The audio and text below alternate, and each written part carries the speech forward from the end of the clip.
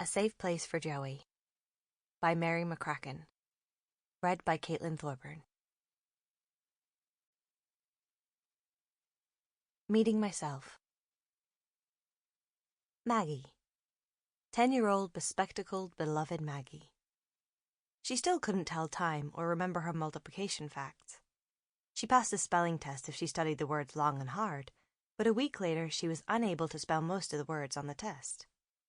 But Maggie was desperately eager to learn, and I was desperately lonely for children, which is why I was tutoring Maggie and a few others until I could get my working papers and return to teaching. I was back in college now, not by choice, but by necessity. The private school where I taught seriously emotionally disturbed children full-time for over 6 years had become state-approved, which meant that by law its teachers must be certified.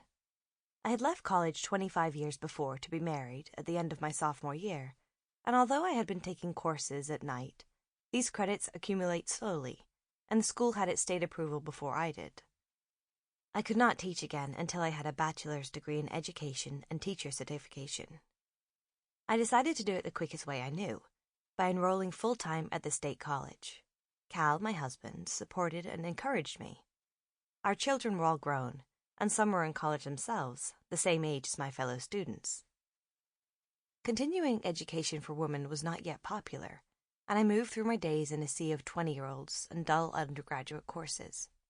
That was okay, but as an education major, I had expected to be surrounded by children. Not so.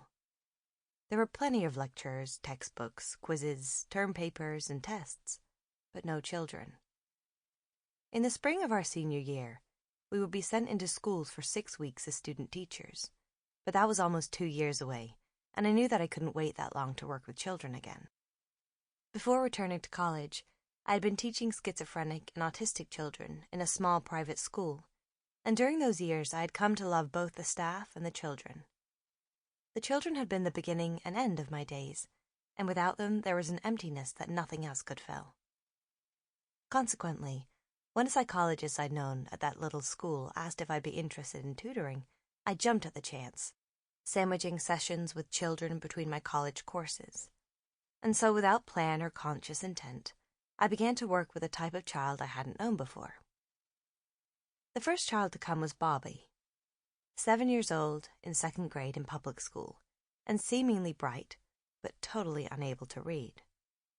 When I asked the psychologist who had sent Bobby to me how this could be, he shrugged and replied, "Suspected minimal brain damage."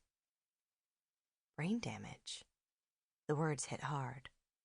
Bobby? I couldn't believe it. Bobby was bright, alert, bubbling with life, understanding subtleties without explanation. It didn't seem possible that his brain could be damaged.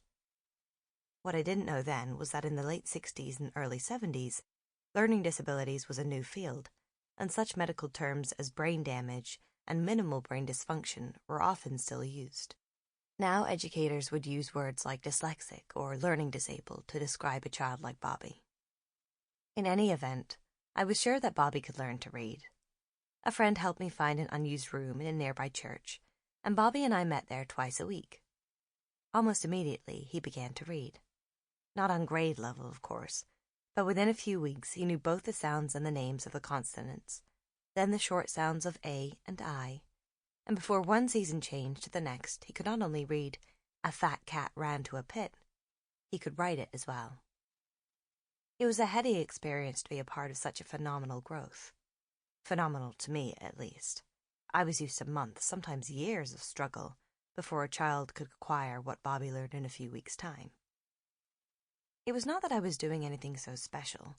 I was teaching the way I always had, moving slowly, sequentially, making sure each session ended with success.